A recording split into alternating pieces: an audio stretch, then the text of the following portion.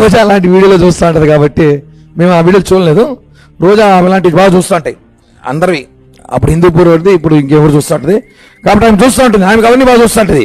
తిరుపతి నుంచి ఎవడో ఆ కామసేన పార్టీకి సంబంధించిన రాస్కెల్ ఎవడో ఒకడు ఉన్నాడు, అదే కిరణ్ రాస్కెల్. ఒక మహిళకు జరిగినటువంటి అన్యాయాన్ని ప్రశ్నిస్తే శ్రీమతి రోజా సెల్వగాని గారి పైన నోటికొచ్చినట్టు ఆ రాస్కెల్ మాట్లాడాడు. అభంశుభం తెలియనటువంటి ఆడవారిని లొంగ తీసుకొని వారి దగ్గర డబ్బులు గుంజుకుంటే నీకు ఇంకా బడిత పూజ చేయలేదని నువ్వేమన్నా అందరూ చేతగానితన వాళ్ళు అనుకుంటున్నావేమో, జాగ్రత్త.